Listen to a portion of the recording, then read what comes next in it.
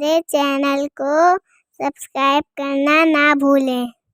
السلام علیکم ورحمۃ اللہ تعالی وبرکاتہ۔ نحمده ونصلي ونسلم على حبيبه الكريم اما بعد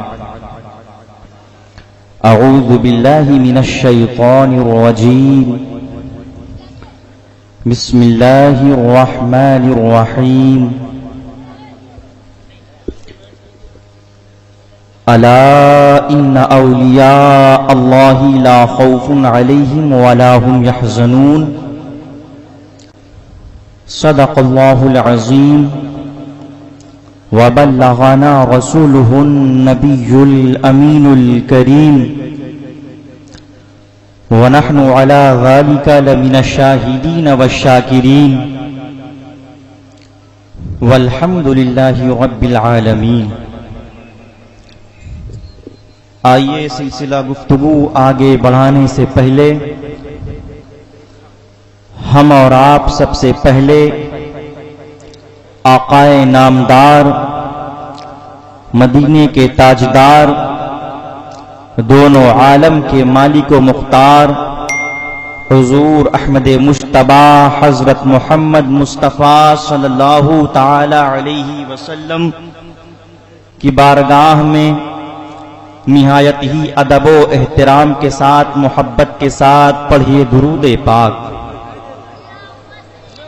صلی اللہ علی النبی الامی وآلہ صلی اللہ تعالی علیہ وسلم۔ صلاۃ و سلاما علیک یا رسول اللہ صلی اللہ تعالی علیہ وسلم۔ تمنا درد دل کی ہو تو کر خدمت فقیروں کی، ماشاء اللہ سبحان اللہ۔ تمنا درد دل کی ہو تو کر خدمت فقیروں کی، نہیں ملتا یہ گوہر بادشاہوں کے خزینوں میں، سبحان اللہ ماشاء اللہ۔ نہیں ملتا یہ گوہر بادشاہوں کے خزینوں میں، نہ پوچھ ان خرقہ پوشوں کی ارادت ہو تو دیکھ ان کو، ید بیضا لیے بیٹھے ہیں اپنی آستینوں میں، سبحان اللہ۔ غبار آلود ہیں حقارت سے نہ دیکھ ان کو، غبار آلود ہیں لیکن حقارت سے نہ دیکھ ان کو، کہ ان کی ٹھوکروں سے سلطنت بنتی بگڑتی ہے، کہ ان کی ٹھوکروں سے سلطنت بنتی بگڑتی ہے۔ دیکھ لو نگاہوں سے جلوانان پارا کا، سبحان اللہ سبحان اللہ ماشاء اللہ۔ دیکھ لو نگاہوں سے جلوانان پارا کا، بج رہا ہے عالم میں ڈنکانان پارا کا، سبحان اللہ سبحان اللہ۔ بج رہا ہے عالم میں ڈنکانان پارا کا، میرے گھر میں ہر لمحہ قادری اجالا ہے، میرے گھر میں ہر لمحہ قادری اجالا ہے، گھر میں جب سے رکھا ہے شجرہ نان پارا کا، سبحان اللہ ماشاء اللہ۔ گھر میں جب سے رکھا ہے شجرہ نان پارا کا۔ حضرات گرامی، یہ بات بالکل حتمی اور یقینی ہے کہ اللہ تبارک و تعالی رب العالمین، احکم الحاکمین، فعال لما یرید ہے، وہ صاحب کن فکا ہیں، خالق ہفت آسماں، مالک ایواں ہیں، لیکن ان ساری حقیقتوں کے باوجود اس کا ہر کام اسباب و وسائل ہی کے حوالے سے انجام پذیر ہوتا ہے۔ یہی وجہ ہے کہ اس کائنات کو عالم اسباب کے نام سے جانا جاتا ہے۔ انسانوں کا یہ جم غفیر جو دن و رات کائنات کی تسخیر میں سرگرداں ہیں اور نئی نئی ایجادات میں مصروف ہے، اس کے تسکین کے لیے جس طرح جسم کی تسکین کے لیے زمین کا مخملی فرش بچھایا، آسمان کا شامیانہ لگایا، کھیتوں سے سبزہ اور اناج کو اگایا، درختوں سے طرح طرح کے پھل فروٹ پیدا کیے، اسی طرح اس نے روح کی آرائش و زیبائش کے خاطر اپنے ذکر و فکر، تسبیح و تحلیل، اوراد و وظائف کا نسخہ عطا فرمایا، اور ان نسخوں کا طریقہ استعمال بتانے کے لیے ہر دور میں، ہر زمانے میں انبیاء کرام علیہم السلام کو مبعوث فرماتا رہا۔ حضرت آدم علیہ السلام سے لے کر کے پیارے آقا صلی اللہ تعالی علیہ وسلم تک 1,24,000 کم و بیش انبیاء کرام کو مبعوث فرماتا رہا۔ برادران ملت اسلامیہ، روح کی بالیدگی اور اس کی تقویت اللہ تبارک و تعالی کو بہت پسندیدہ اور مطلوب ہے۔ یہی وجہ ہے کہ اس نے کبھی اپنے بندوں کو بے یار و مددگار نہیں چھوڑا، یہی وجہ ہے کہ اس نے کبھی اپنے بندوں کو بے یار و مددگار نہیں چھوڑا، ہمیشہ ان کی ہدایت و رہنمائی کے لیے کوئی نہ کوئی چراغ جو روشن کیے رکھا، کوئی نہ کوئی چراغ جلائے رکھا۔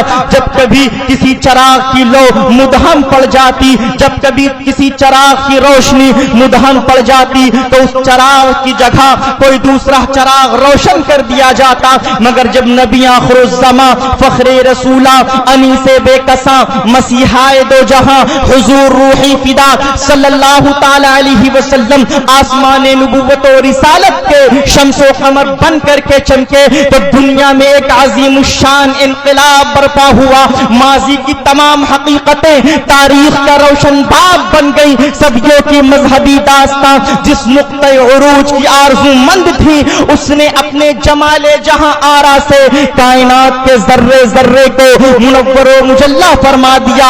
ہر چھوٹی بڑی چیز اپنی طاقت و استطاعت بھر فیضیاب ہوتی رہی، مگر جب فرمان خداوندی کل نفس ذائقۃ الموت کے تحت جب آپ صلی اللہ تعالی علیہ وسلم اس دنیا فانی سے رخصت ہو گئے تو ایسا نہیں کہ آپ کی رحلت کے ساتھ ساتھ آپ کا سلسلہ فیض بارانی کم ہو گیا ہو، یا آپ کی بساط مذہب سمٹ گئی ہو، یا آپ کے چراغ کی روشنی کم پڑ گئی ہو، آپ کی تبلیغ غرد و غبار ہو گئی ہو۔ نہیں، ایسا نہیں ہوا، بلکہ اس دین کی حفاظت کے لیے اللہ تبارک و تعالی نے آپ کے غلاموں میں سے تو ایسے گروہ کو منتخب فرما لیا ہے جو اپنی بھرپور کوششوں سے اس دین کی تبلیغ میں لگے ہوئے ہیں۔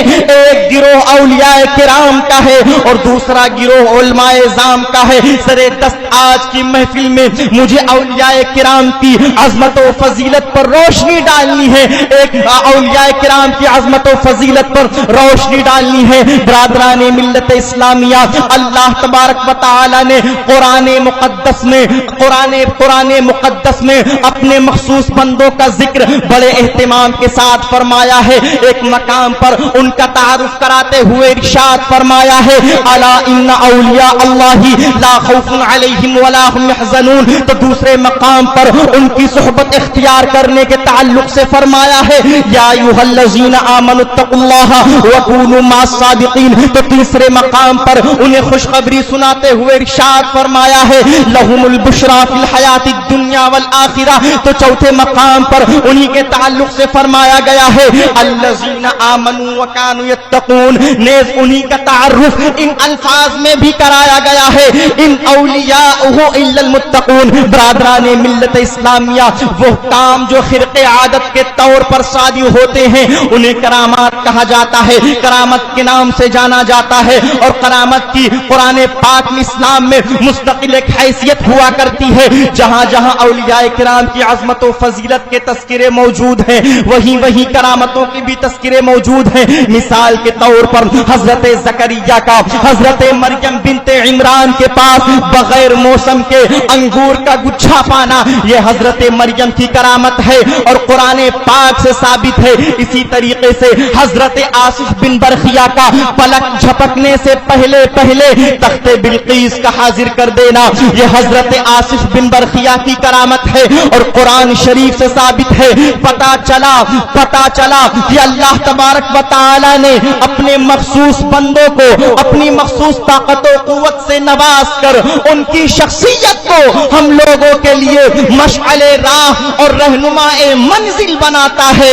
न पूछ उन खिरका पोशों की इरादत हो तो देख उनको, न पूछ उन खिरका पोशों की इरादत हो तो देख उनको। यदे बैजा लिए बैठे हैं अपनी आस्तीनों में बरादराने मिल्लत इस्लामिया। हजरत उमर फारूक आजम रदी अल्लाह अन्हु से मरवी है कि प्यारे आका सल्लल्लाहु ताला अलैहि वसल्लम ने फरमाया बाज लोग ऐसे हैं न अंबिया होंगे न शुहदा होंगे मगर अंबिया व शहीद उनके मर्तबों पे रश करेंगे। सहाबा किराम ने अर्ज किया या रसूल अल्लाह सल्लल्लाहु अलैहि वसल्लम वो कौन लोग होंगे? तो आप सल्लल्लाहु अलैहि वसल्लम ने फरमाया ये वो लोग होंगे जो बगैर किसी कुराबतदारी के बगैर किसी माली लेन देन के अल्लाह की रहमत से लोगों में महबूब होंगे। जब सब लोग डर रहे होंगे उस वक्त वो बेखौफ होंगे, उनके दिल में कोई खौफ नहीं होगा। जब सब लोग गमगीन होंगे उस वक्त वो बेगम होंगे। उसके बाद आप सल्लल्लाहु अलैहि वसल्लम ने इस आयत करीमा की तिलावत फरमाई अला इन्ना औलिया अल्लाहि ला खौफुन अलैहिम वला हुम यहज़नून। बरादराने मिल्लत इस्लामिया जब कोई बंदा ये चाहता है कि मैं अल्लाह का महबूब बंदा बन जाऊं, अल्लाह का मुकर्रब बंदा बन जाऊं, अल्लाह का महबूब बंदा बन जाऊं तो अपने दिल को संवारने की कोशिश करता है, अपने सांस में खूबियां पैदा करना चाहता है, अपने सीने को याद इलाही से चमकाना चाहता है। जब कोई बंदा अपने सीने को चमका लेता है, अपने सांस में खूबियां पैदा कर लेता है, अपने दिल को रोशन कर लेता है तो कुदरत की तरफ से इशारा मिलने लगता है ओ मेरे बंदे उस मकाम तक पहुंचने के लिए उस मंजिल तक पहुंचने के लिए सिर्फ दिल को चमकाने से काम नहीं चलेगा, सिर्फ सीना को रोशन करने से काम नहीं चलेगा, सिर्फ सांस में खूबियां पैदा करने से काम नहीं चलेगा, बल्कि उसके लिए अपने आप को अपने वजूद को अल्लाह और उसके रसूल की इश्क की भट्टी में झोंकना पड़ेगा। जब तुम ऐसा करोगे तो सीना भी महक जाएगा। उनको यदे बैजा लिए बैठे हैं अपनी आस्तीनों में गुबार आलूद हैं लेकिन हिकारत से न देख उनको कि उनकी ठोकरों से सल्तनत बनती बिगड़ती है। देख लो निगाहों से जलवनान पारा का बज रहा है आलम में, डंकनान पारा का मेरे घर में हर लम्हा कादरी उजाला है, घर में जब से रखा है शजरा नान पारा का।